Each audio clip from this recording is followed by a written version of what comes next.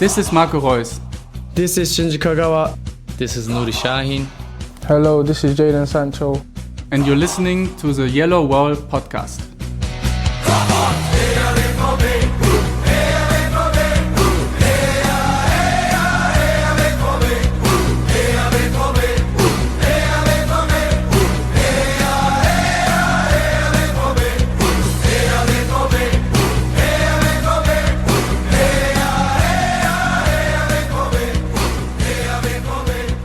Hello and welcome to episode 393 of the Yellowwallpod. I'm your host Stefan Butzko, and today we will have a jam-packed episode. We will talk about Borussia Dortmund's controversial 1-0 loss away to Borussia Mönchengladbach, the first clean sheet outside of the DFB Pokal, namely a 1-0 win in the Champions League against Sporting Lisbon, and we will discuss Saturday's 2-1 win against FC Augsburg, which sees Dortmund back in third place. For all that and more, joins me Matthias Zug. Hello, Matthias. How are you doing? I am doing well. I'm very busy right now with work, but I guess, the reward I get for being on the road so much is now we have a million matches to talk about in 40 minutes or so. No, I'm doing well, Stefan. How are you? Yeah, I'm doing very well. Apologies that we, in fact, did not have I actually wanted to have two episodes, but neither of them happened due to scheduling conflicts. I also have a lot of work right now, and if I'm busy, I can't make it, obviously. So there's that. But here we are now, and we have 3 games to talk about, which were of, differing quality. Let's put it this way. I think, when we talk about the Gladbach game, the worst news hit us all out of the blue, kind of, because there was a whole week between the game. Who was it against? Who did we play against before Gladbach? I totally forgot already. But there was the week's break, and then all of a sudden you hear, as the lineup sheets are published, that both Reus and Haaland are out.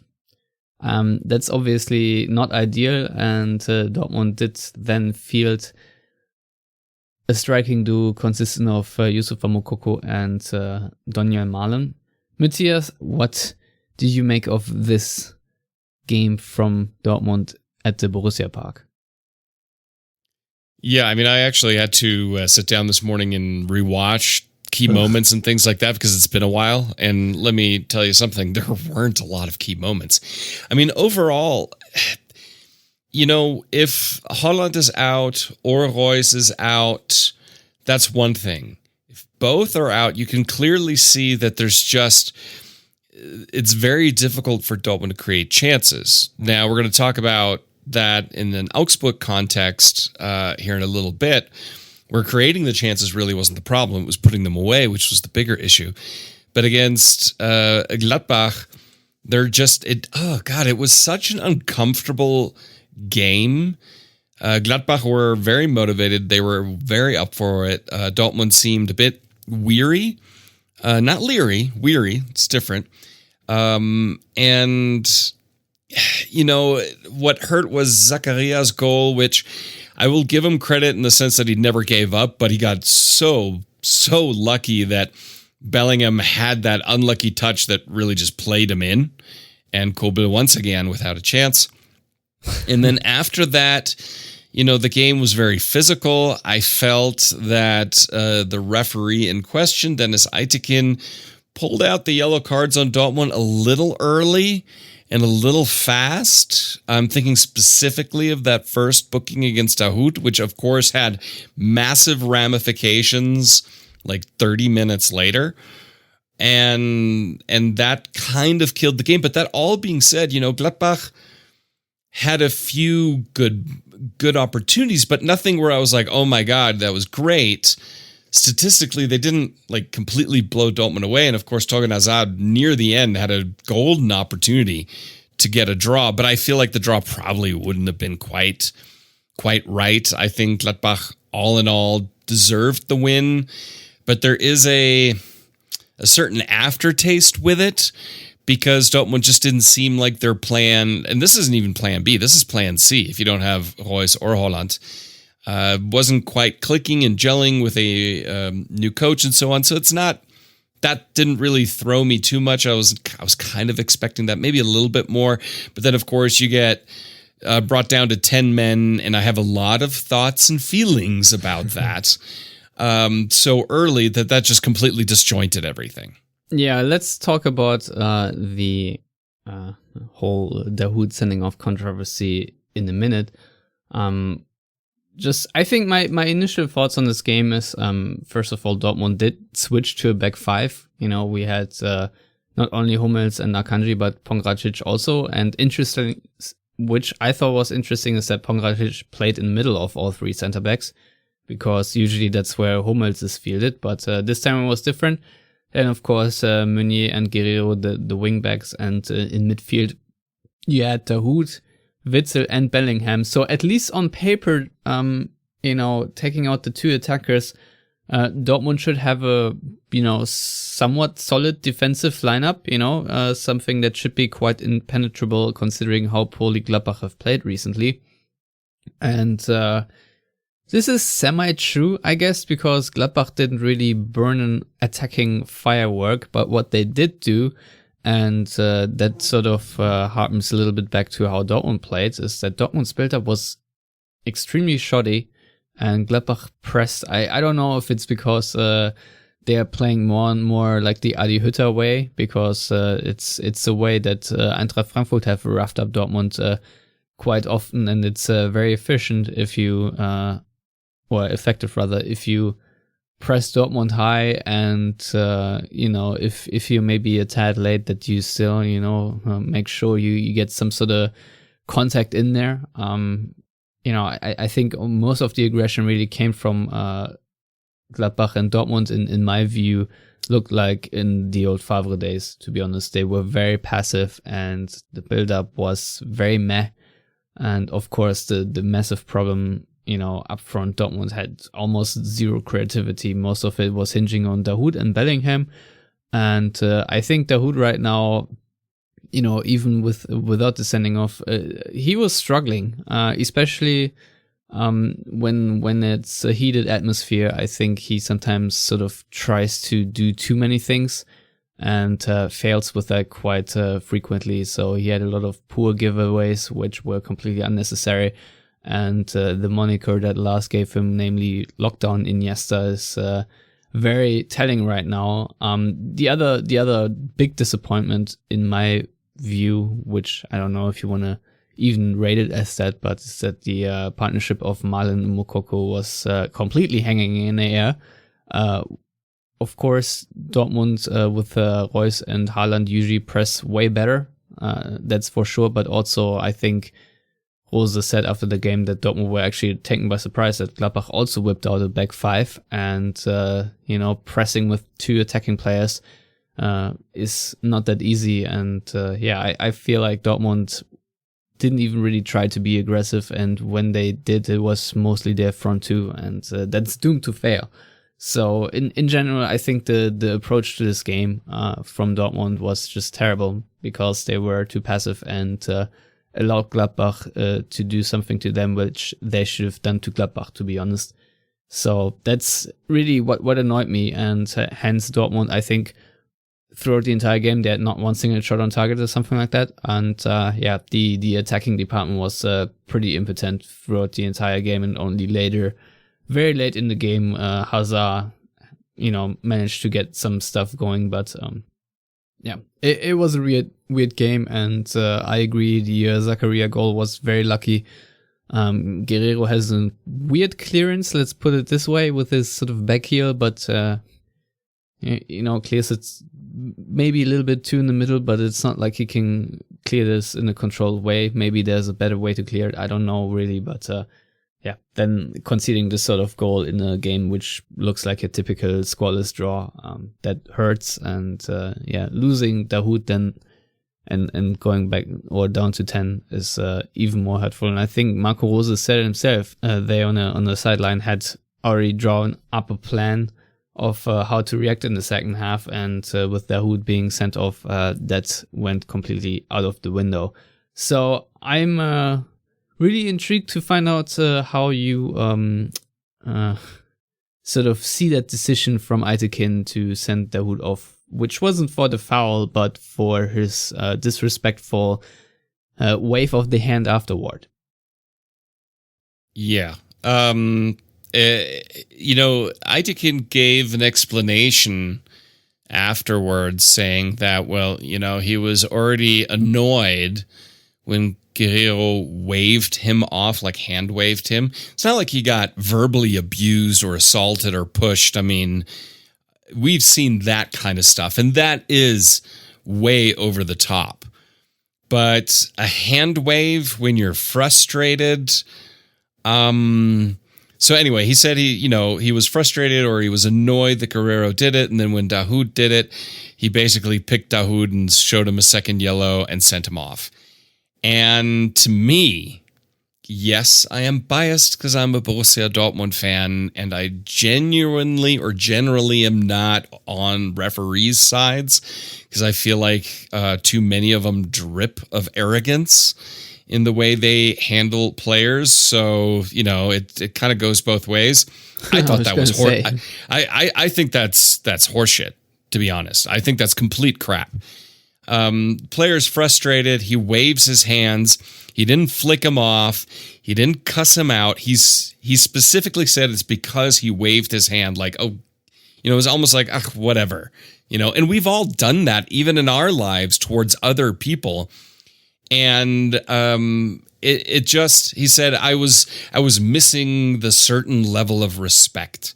And that's kind of one of those moments like, that's fine if you feel that way, if you have to work out your frustration in some form that you've chosen this career path or this side career, because they all have a main job. This isn't their main job, that you're getting paid for actually quite well. And that when a player who is a little frustrated waves his hand, gets you to the point that you're like, you know what? I'm going to make an example out of you. I'm going to show you a second booking, and you can't tell me he didn't know that Dahoud was already on a yellow card.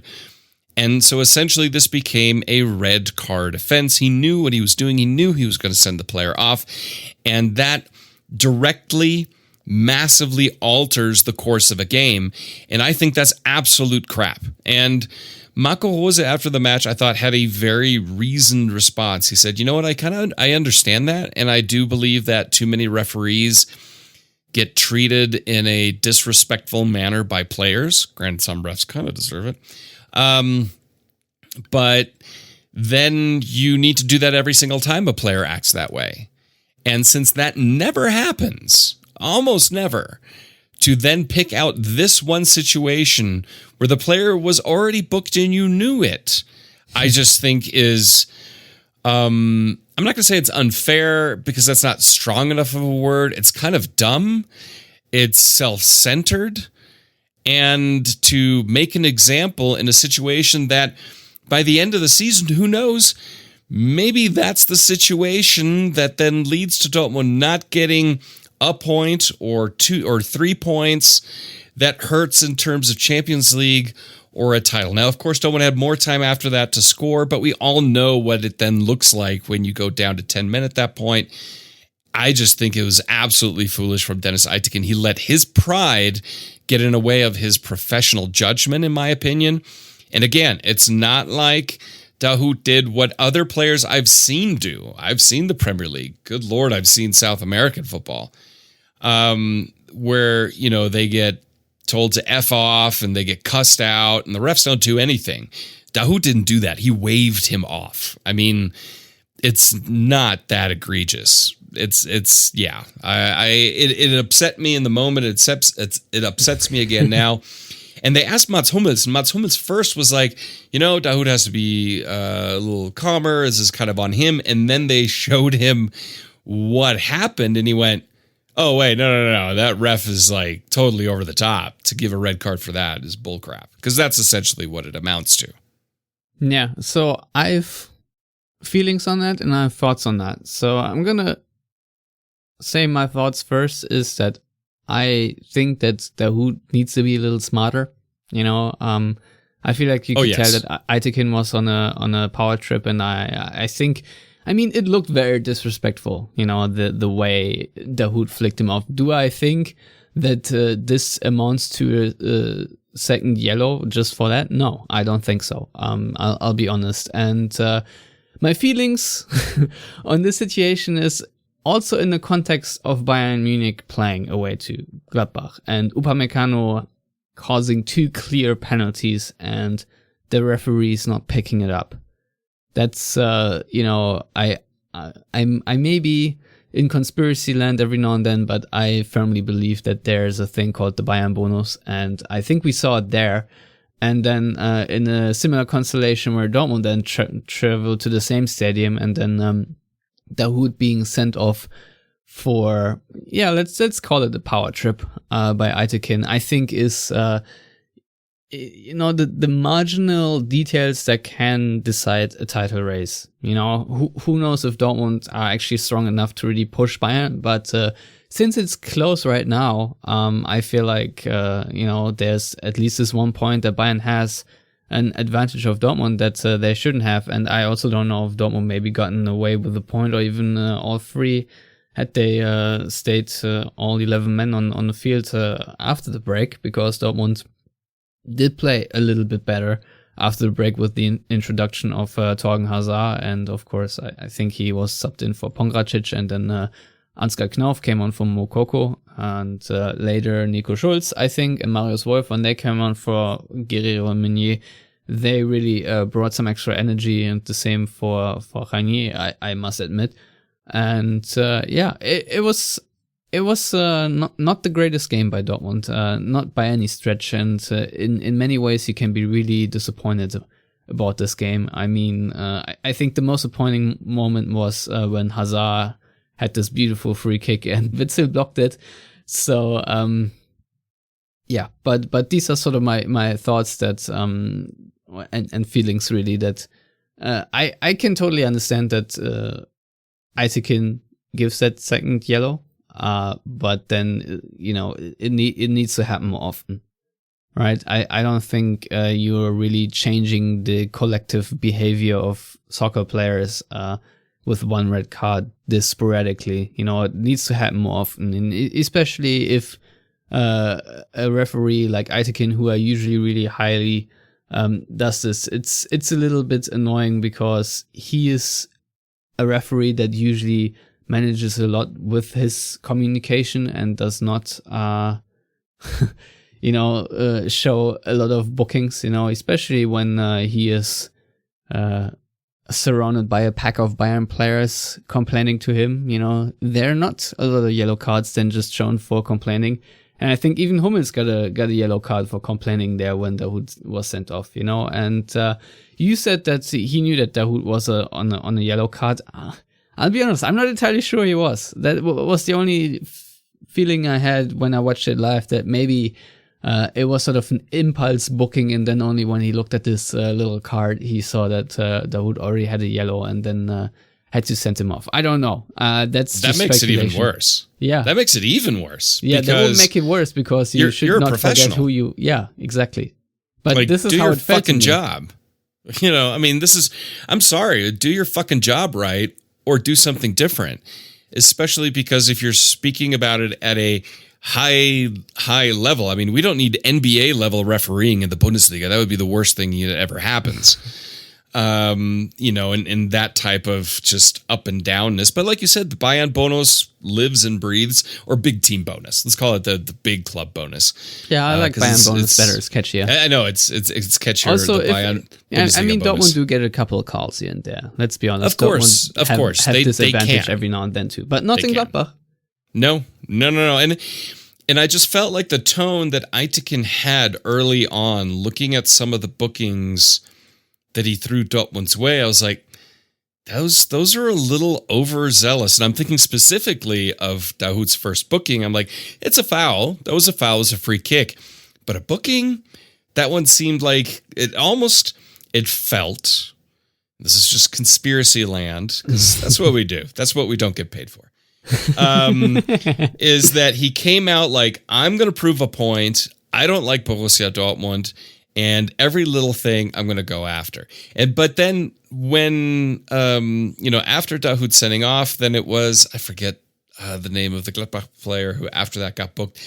That was also a little bit softer. It's almost, refs do that, admittedly, that they will. It was Luca Netz. That they will then maybe try to compensate. But the only way you could have compensated is you would have sent him off at that point, And like you said, it's like he was trying to prove a point. And I totally agree with you that Dahoud needs to be smarter in that situation. You kind of get a sense if a ref is, I'm not going to say blowing against you, but you've got to have that understanding, and you're a professional. And Dahoud, this isn't his first season. He's playing for a while. And you can kind of sense if a ref is not necessarily on your side. I know they're not supposed to, but I think you know exactly what I'm getting at here. Yes. And Dahoud just didn't. And that's where a player like Mats Hummels has a little bit more Fingerspitzengefühl, as we say in German. Like he understands it maybe a little bit more.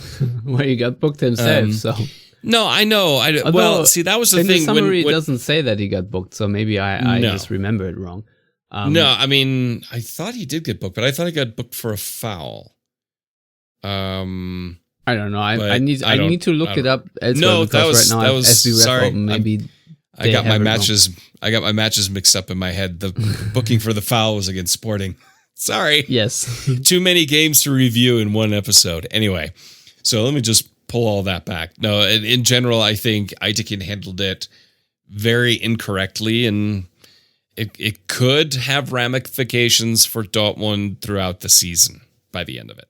Yeah, I mean, maybe it will even itself out over the season that Dortmund get away with something, where they should have had a second yellow. Maybe like Lars Stindl, for example, in this game. I think Stindl would have was a prime candidate for a second booking because when he was already on a yellow, had a couple of more pretty harsh fouls. And it's also weird that was it Breel Embolo who just clattered into Hummels?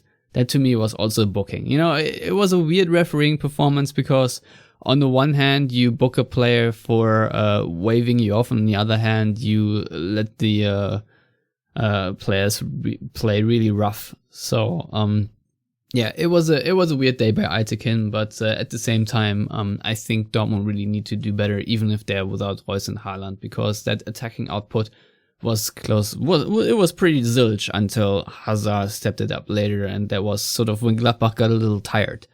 And maybe even complacent. But yeah, I guess we can commend Dortmund for not conceding once they were down to 10. And to me, it didn't really feel like Dortmund were down a man for most part of the game. So these are maybe a couple of pros, but otherwise, this is really a game to forget, to be honest. So why don't we just move on to the next one, because happier times.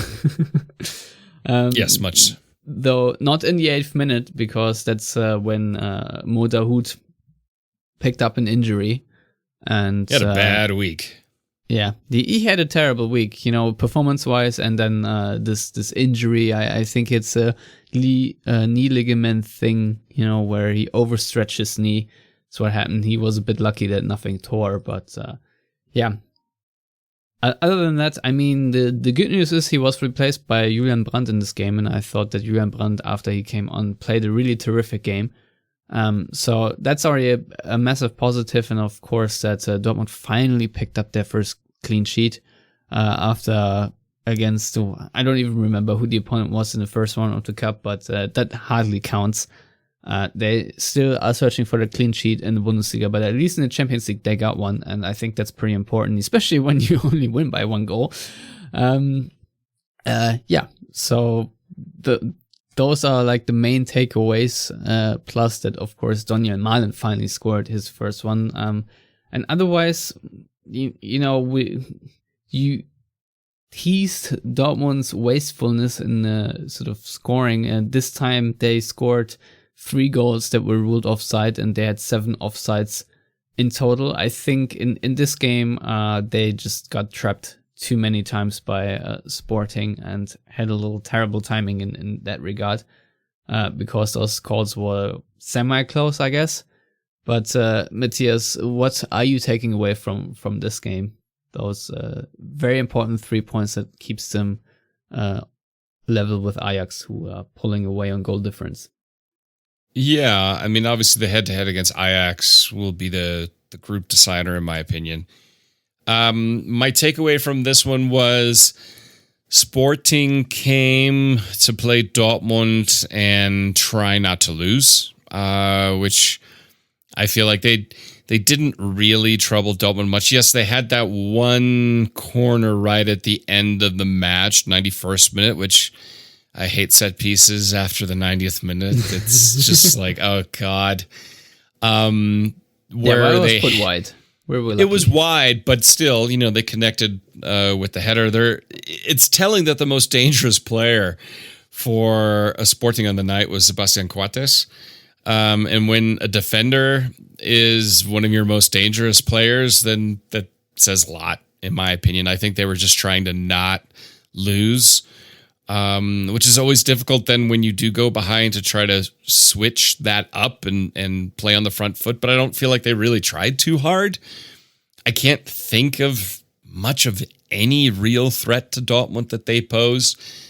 And one of the notes I wrote was multiple times was offside, another offside. Oh, there's another offside. And it was offside fest. And Sporting had a very good, very disciplined offside trap that Marco Reus and Daniel Malen were too eager to just run into over and over and over again. And yeah, there were some marginal calls, but there were some where it was like, that's pretty far offside. And so the timing seemed a little bit off. But overall, I wasn't really nervous in the game. I felt Dortmund wasn't overly nervous. They were pretty comfortable overall. Again, that's where the Hummels booking came in for the foul. But no, overall, there's not really a lot where I look at that match and go, wow, that was a Champions League night for the ages. It was a group stage match that Dortmund won 1-0. Got 3 points, very important 3 points, and now we move on. It wasn't overly thrilling, but I feel like Dortmund weren't overly challenged too many times. Sporting were good, defensively overall pretty solid, but yeah, it was kind of a good win that Dortmund needed, and that's really all I have to say there.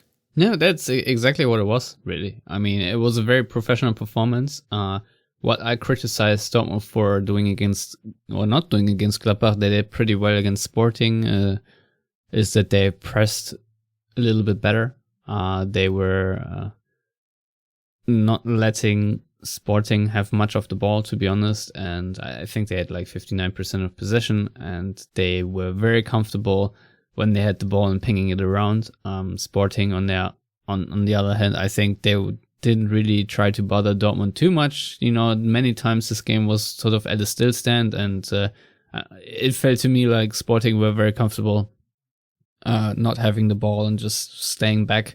They were not really that much on the front foot or trying to cause too much chaos, which helped Dortmund, to be honest. And I mean, the best thing, minus the clean sheet, really is the way Dortmund scored their goal. I think previously Malen had a tap in after missing a couple of chances, even though it was offside. I feel like just that he physically saw that the ball can move into the net helped, and the entire build-up of the goal in the 37th minute was just fantastic. The pass by Akanji to Bellingham, and the way Bellingham stops the ball with his left foot and then, turns around and shoots, or passes it rather, immediately into the path of Malen, who read that entire situation really well, and gets an extra step ahead of the defender. It's just a beautiful creation, and then the right-footed finish really into the perfectly into the far corner. Also a very low shot, so the goalkeeper can't get to it. To me, those are one of my favorite goals, and it's almost a throwback to the Shinji Kagawa days, because that's how he created a lot of assists like Bellingham did there. And I just appreciate how good Jude Bellingham is becoming. creating an assist like this is not that easy, to have this free flowing and to be this precise, have the balance, and of course you receive the ball from one end of the field and then know exactly where to put it right away as you do a 180 almost, or so that's pretty impressive to me. And it's really important that Marlon broke his duck, and it was a very important goal.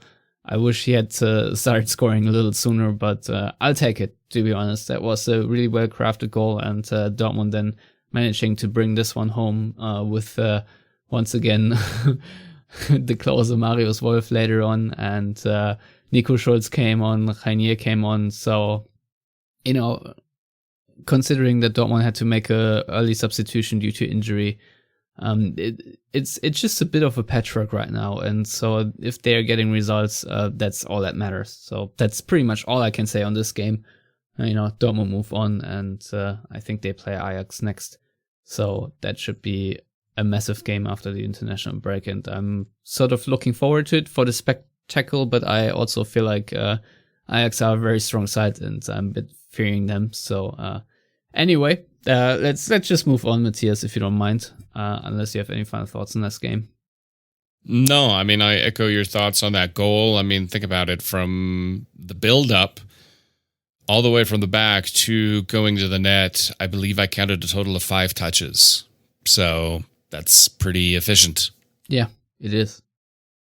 And then, of course, Dortmund have this really cool 2-1 win against Augsburg, where Dortmund managed to shut out Caligiuri. Isn't that amazing?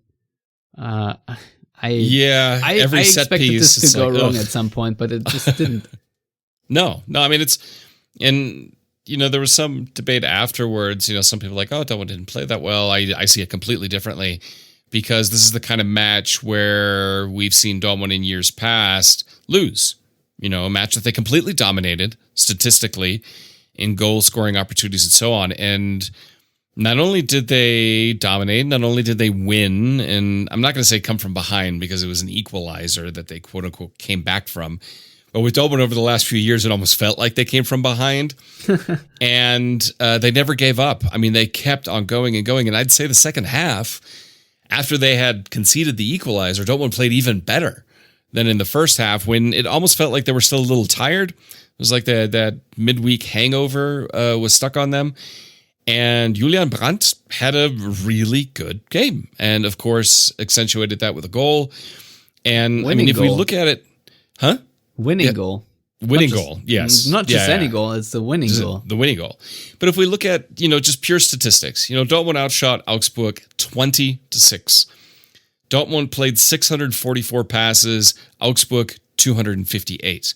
In those 258 passes, Augsburg misplaced 106. Of the 644 passes from Dortmund, they misplaced 101. So, Augsburg's pass percentage was 59%, which is pitiful. So you're saying they had far fewer, like almost half or more than half fewer passes, and still misplaced a total more in the total. More. Yeah. And Dortmund had over 70% possession and even one more tackles. So it was a typical match against Augsburg, who wanted to defend deep, play robust. They fouled Dortmund 16 times. They played very hard. Dortmund, you can see it even by Dortmund getting 7 corners to Augsburg's 3. That kind of, they were pushed back a lot. Dortmund had a lot of the possession, I thought, played overall. It was a sluggish start, but given their reaction even after conceding also one of those goals where it's like, of course, it hit the frame and then kind of hit the goalkeeper's back, and then there was a player from Augsburg there. Well, you missed a deflection by Hummels. It got deflected onto the frame, then from the flame deflected to the goalkeeper, and that deflected right into the path of who was it? Zakiri. So very very unlucky. The giveaway itself, I think it was Bellingham who tried to sort of chest it to Witsel, and he just sort of squandered it.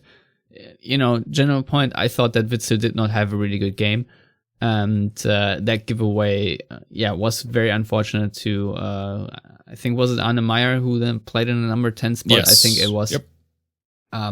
That's obviously also a little bit clumsy and should not happen, and usually doesn't happen to a player like Witsel, but in this instance it did. And I think Augsburg needed all the luck in the world to even score this goal. So even if the initial loss of possession is not great, dangerous position, it's just dumb luck. That's to me what it boils down to. There's not that much more to analyze other than that Dortmund maybe should position themselves a little bit more spread out, because I felt like they were very close to each other in the middle of the field, and it showed. But we can maybe talk about this right now, because I felt with the introduction of with the introduction of Hazard for the injured Meunier, and I think Meunier had a terrible game also just because the knee was bothering him, like a lot of things that usually come off from Meunier this season. It didn't, and I think he just was in too much pain and just couldn't play really himself. But once Hazard came back, I think Dortmund just played a little bit more over the wings, and that really helped them tremendously, because Augsburg, I think their number one goal was to just shut down the middle, and Dortmund were nevertheless still playing through the middle throughout the most part of the first half, and which is why, minus the audacious penalty goal by Guerrero, they did not create too many chances. But, good on Marlon again, because, he drew that foul, and it was a clear penalty. I don't think we need to discuss anything on that. And, I wasn't quite sure who would take the responsibility, being Guerrero playing. I think it was his first penalty goal for Dortmund. Finishing this in that kind of style was really kind of cool. But, if the goalkeeper guesses this one right, it's, a save where the keeper catches the ball, actually. It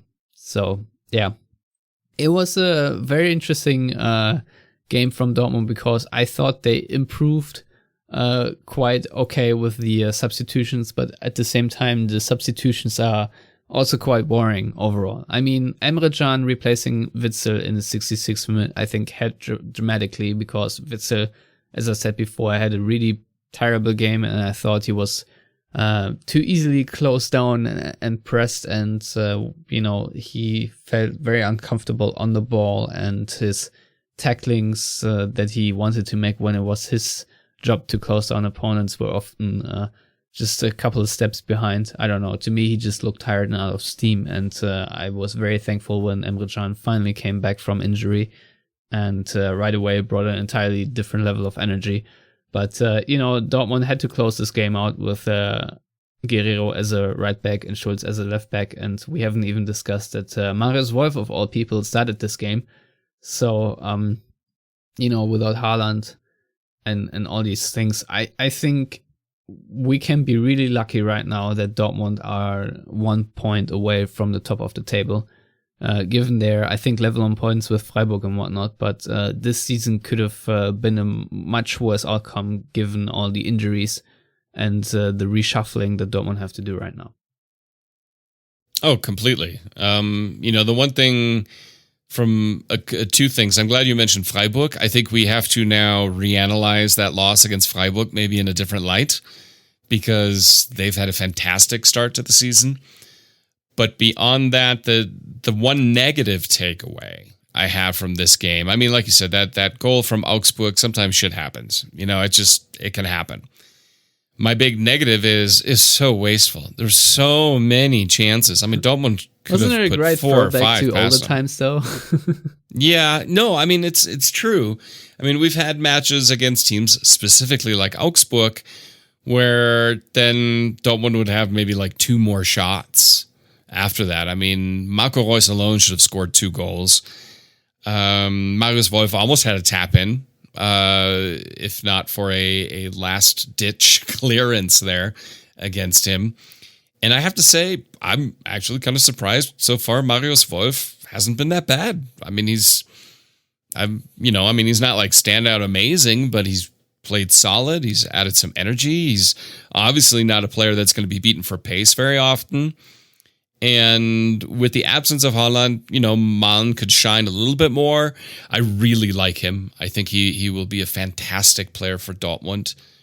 And getting Marco Reus back, though, was huge for this match, especially against a team like Augsburg, who, like to shit house and sit deep and not really play and play that garbage, low block bullshit football that I just love so damn much. That coward football.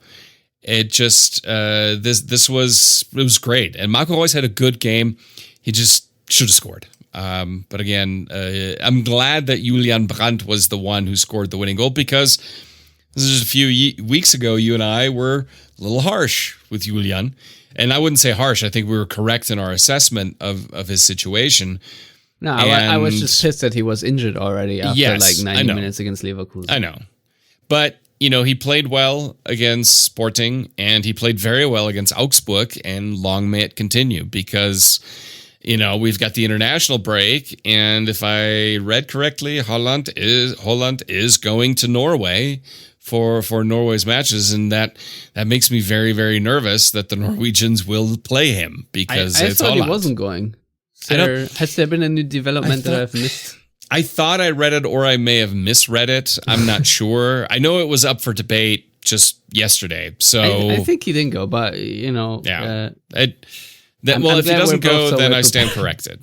Then I stand corrected, and then I'm fine with it. And I think he can use the break, and hopefully he comes back then after that, because we're getting into that.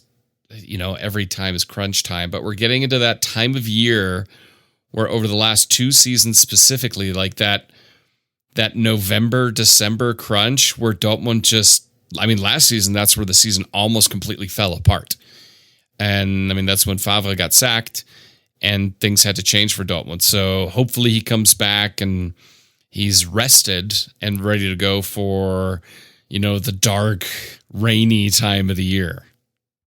Yeah, no, I agree. And I think in Brandt's case, it's really good that after the injury, he hit the ground running. I think even against Sporting, he was obviously not to play this soon because of the Dahoud injury. But yeah, it's great. But still, I feel like he could have been at an even better level. And I feel like if he brings that sort of intensity against Gladbach, then it would have been also been a much better outcome for Dortmund, because that was sort of lacking. Yes, against Augsburg he did look a bit tired in the final 10 minutes or so, but that's Julian Brandt, sort of to be expected. It's not ideal, but it is what it is, and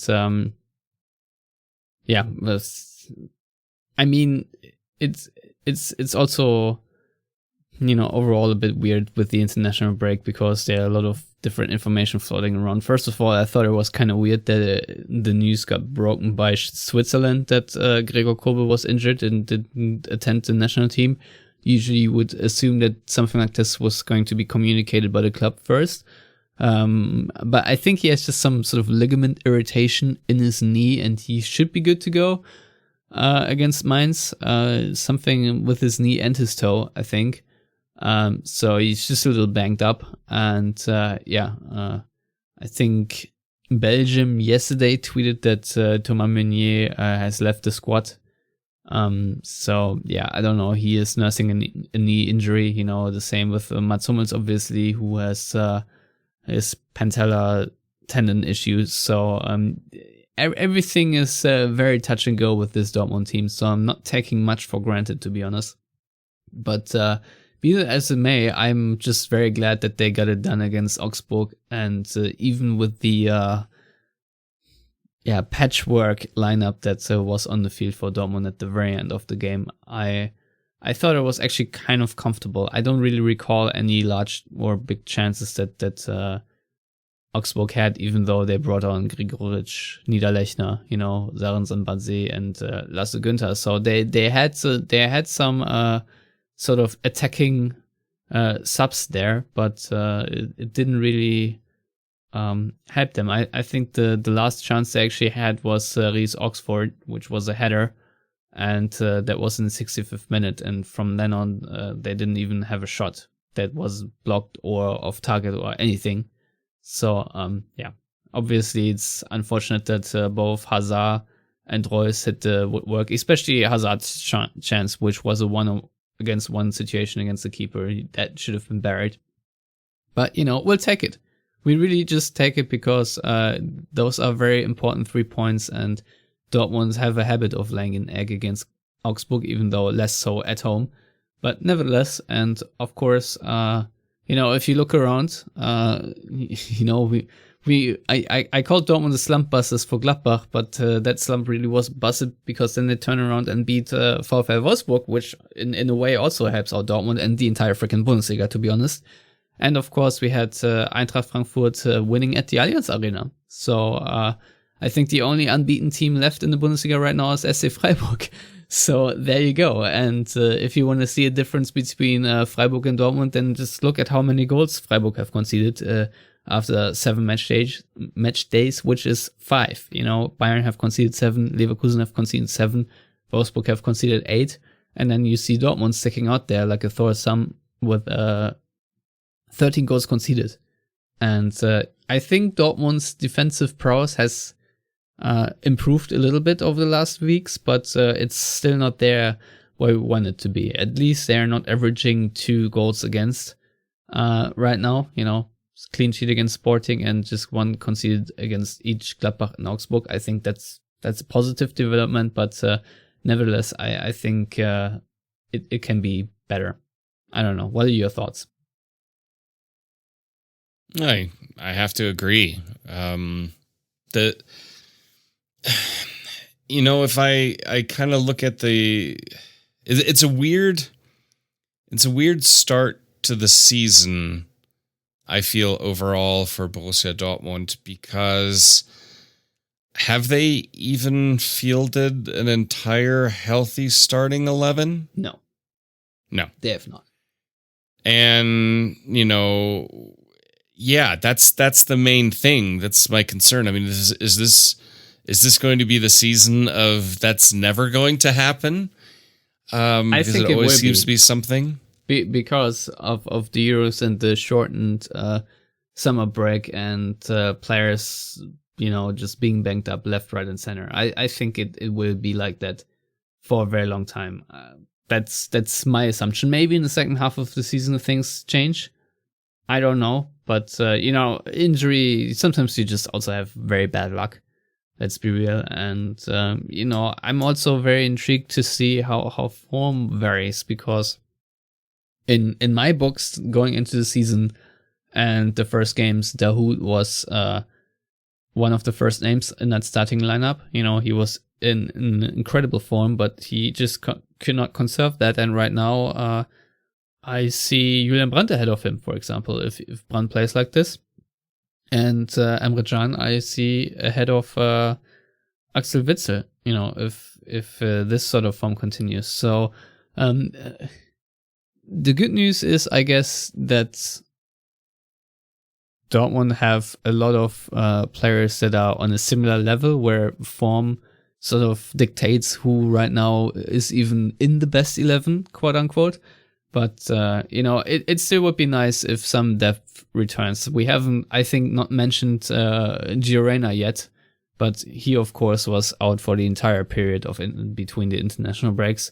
So I'm really hoping that he'll be back for the Mainz game too. And, of course, Torgen Hazard, when he was reintroduced, sort of immediately showed how much Dortmund have been missing him. And, of course,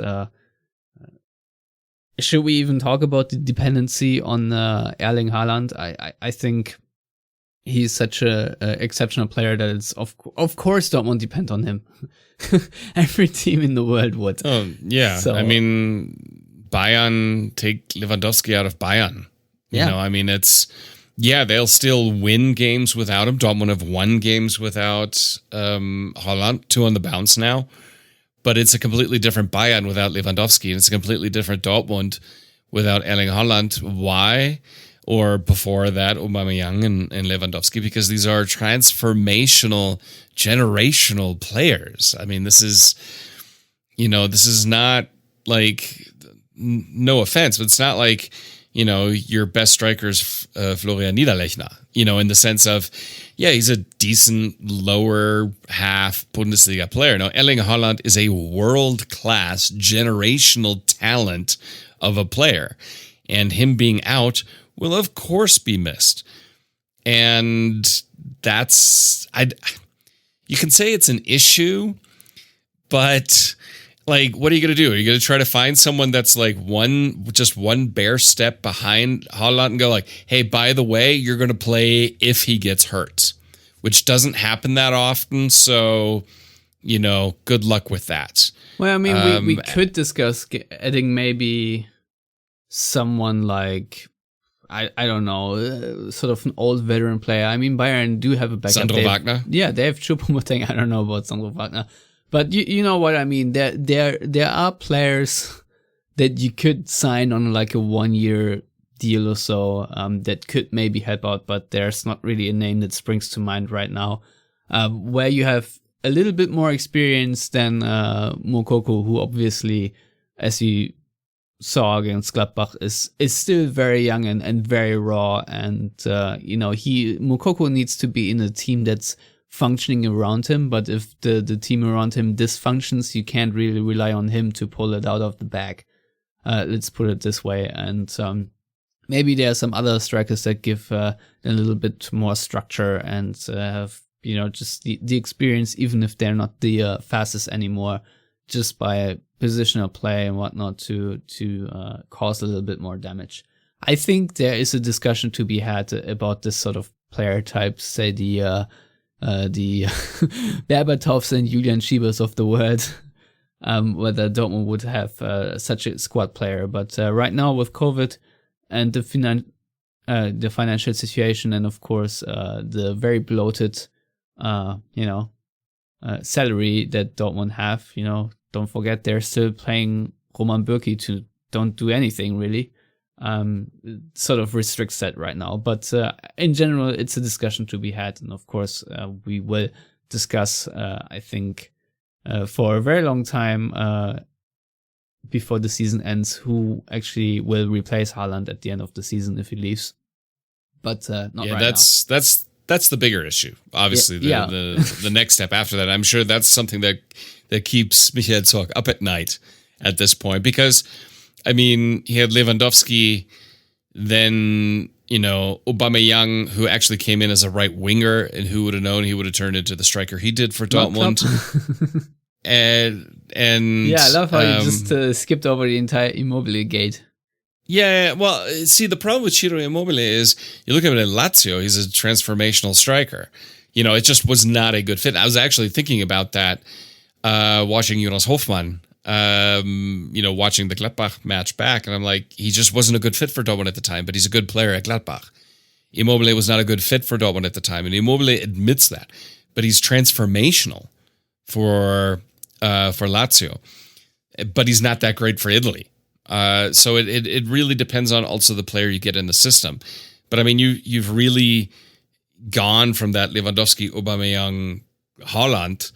And what's next? I mean, where Dortmund had that player, they had Ramos, obviously in that period of Lewandowski, Aubameyang, I believe, right in there.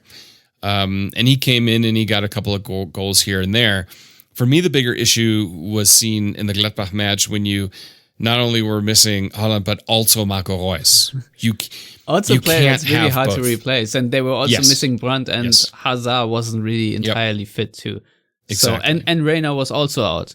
So if you say you're missing Marco Reus and Haaland, yes, that's correct. But it's not only those who were missing against Gladbach. Yeah, I mean, you can't compensate for basically your entire creative attacking half of your team. No.